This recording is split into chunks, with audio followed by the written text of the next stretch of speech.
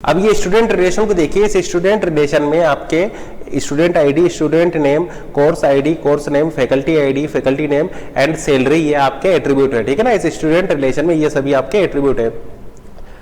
तो जैसा कि आप यहाँ पर देख रहे हैं, ये आपका सेम डेटा की यहाँ पर मल्टीपल कॉपीज हैं। ठीक है ना, इस सेम डेटा की यहाँ पर मल्टीपल कॉपीज है। यानी आप बोल सकते हैं कि इस स्टूडेंट रिलेशन में आपका यहाँ पर रिडंडेंसी एग्जिस्ट करती है, क्योंकि ये सेम डेटा की आपके यहाँ पर मल्टीपल कॉपीज है। तो ये जो है रिडंडेंसी आपको इस रिलेशन में दिखाई दे रही है। अब देखिए, इस स्टूडेंट रिलेशन में ये जो एसआईडी है, ये एसआईडी एज ए प्राइमरी की यहाँ पर एक्ट कर रही है। ठीक है ना, इस स्टूडेंट रिलेशन में ये एसआईडी आपका जो है एक प्राइमरी की है।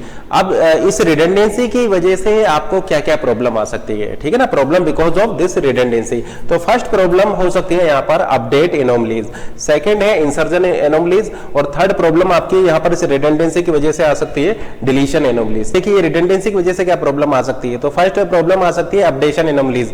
मान लीजिए कि आप ये जो फैकल्टी जिसकी आईडी F1 है, इसकी सैलरी को अपडेट करके आप मान लीजिए कि 15K करना चाहते हैं। ठीक है ना, कि नाम मान लीजिए आपका फैकल्टी नेम X है, इस फैकल्टी X की सैलरी को आप अपडेट करके 5K से मान लीजिए 15K करना चाहते हैं। ठीक है ना, तो इस रिडंडेंसी की वजह से आपको ये अपडेशन देखिए 4 टाइम करना पड़ेगा। ठीक है ना, क्योंकि यहाँ पर देखिए सेम डेटा की 4 टाइम मल्टीपल, देखिए यहाँ पर सेम डेटा की मल्टीपल कॉपीज है। ठीक है ना, तो मल्टीपल टाइम आपको ये अपडेशन करना पड़ेगा।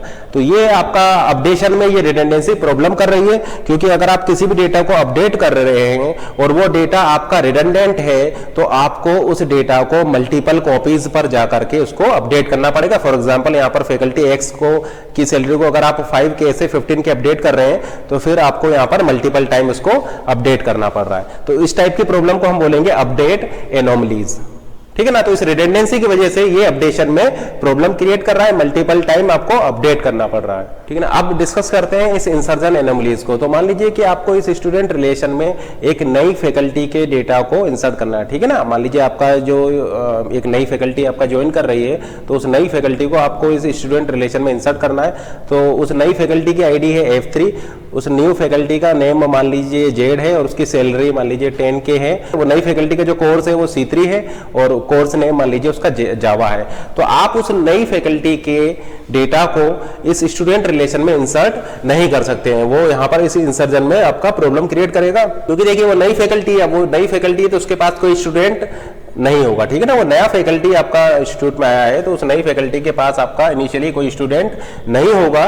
तो अगर इस नई फैकल्टी के पास कोई स्टूडेंट नहीं है, तो आप उसकी एंट्री को यहाँ पर इंसर्ट नहीं कर सकते हैं। वो आपका इंसर्जन में प्रॉब्लम क्रिएट करेगा।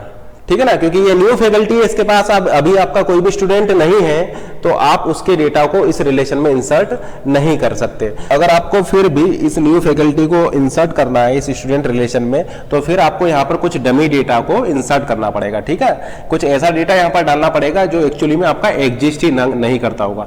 फॉर एग्जाम्पल, मान लीजिए आप यहाँ पर डमी डेटा SD फिल कर रहे हैं। ठीक है ना, इस न्यू फैकल्टी जिसके के पास कोई अभी इनिशियली कोई स्टूडेंट नहीं है, इसके लिए आप एक dummy student ID HD fill कर रहे हैं, और मान लीजिए स्टूडेंट नेम आपका मान लीजिए अल्फा है। ठीक है ना, तो ये जो डमी डेटा है ये या फिर आप बोल सकते हैं ये जो डमी डेटा है या अनएग्जिस्टेड डेटा है, वो आप यहाँ पर इस न्यू फैकल्टी के लिए फिल कर रहे हैं, तभी आप इस न्यू फैकल्टी के डेटा को यहाँ पर इंसर्ट कर पाएंगे। क्योंकि देखिए इस स्टूडेंट रिलेशन के लिए SID क्या है, इस स्टूडेंट रिलेशन के लिए SID आपका प्राइमरी की है, तो इस SID की वैल्यू यहाँ पर नल नहीं हो सकती है। ठीक है ना, क्योंकि इस स्टूडेंट रिलेशन में SID आपका प्राइमरी की है, तो आपका ये प्राइमरी की वैल्यू नल नहीं हो सकती है। तो भले ही इस न्यू फैकल्टी के पास आपका कोई स्टूडेंट ना हो, लेकिन अगर आपको इस न्यू फैकल्टी के डेटा को अगर इस स्टूडेंट रिलेशन में इंसर्ट करना है, तो इसके करस्पॉन्डिंग आपको यहाँ पर एक डमी स्टूडेंट आईडी को फिल करना पड़ेगा, क्योंकि ये वैल्यू आपका नल नहीं हो सकती है। ठीक है ना, इस डमी डेटा को फिल करने से या फिर इस अनएग्जिस्टेड डेटा को फिल करने से क्या प्रॉब्लम हो सकती है। प्रॉब्लम आपका इस तरीके से हो सकती है, मान लीजिए हम आपसे ये पूछे how many students are there in this student relation, तो अगर आप इस टाइप की क्वेरी को परफॉर्म करते हैं, मान लीजिए how many students are there in this student relation, तो आप इन SIDs को काउंट करेंगे, ठीक है ना, क्योंकि SID आपका क्या है, प्राइमरी की है, तो अगर आप इसको काउंट करेंगे तो आपका आउटपुट 6 आ जाएगा, ठीक है ना। यानी आप ऐसा बोलेंगे कि इस स्टूडेंट रिलेशन में आपके टोटल 6 स्टूडेंट हैं, ठीक है ना, जबकि एक्चुअली कितने स्टूडेंट है, एक्चुअली आपके इस स्टूडेंट रिलेशन में 5 स्टूडेंट है, तो आपका आउटपुट यहाँ पर रॉन्ग भी आ सकता है due to this unexisted data और due to this dummy data, ठीक है ना। तो इस डमी या अनएग्जिस्टेड डेटा की वजह से आपका आउटपुट यहाँ पर गलत भी आ सकता है, ठीक है ना। तो जैसे कि हमने यहाँ पर देखा कि ये आपका इस रिडंडेंसी की वजह से आपको इंसर्जन में प्रॉब्लम आ रही है, क्योंकि न्यू फैकल्टी के डेटा को आप यहाँ पर इंसर्ट नहीं कर पा रहे हैं, क्योंकि अगर आप न्यू फैकल्टी के डेटा को इंसर्ट कर रहे हैं जिसके पास कोई स्टूडेंट नहीं है, ठीक है ना, तो उस केस में SID चूंकि आपका प्राइमरी की है, तो आप यहां पर डमी स्टूडेंट आईडी को फिल करेंगे, ठीक है ना, और ये डमी स्टूडेंट आईडी और डमी स्टूडेंट नेम की वजह से आपका रिजल्ट यहां पर रॉन्ग आ सकता है। अब नेक्स्ट प्रॉब्लम को हम देखते हैं, डिलीशन एनोमलीज, ठीक है ना। तो अगर मान लीजिए कि आपको इस स्टूडेंट 4 के डेटा को डिलीट करना है, ये स्टूडेंट 4 है, इस स्टूडेंट 4 के डेटा को मान लीजिए आपको डिलीट करना है, तो अगर आप इस स्टूडेंट 4 के डेटा को यहां पर डिलीट कर देंगे तो उसके साथ साथ आपकी ये फैकल्टी 2 की इंफॉर्मेशन भी लॉस्ट हो जाएगी, ठीक है ना।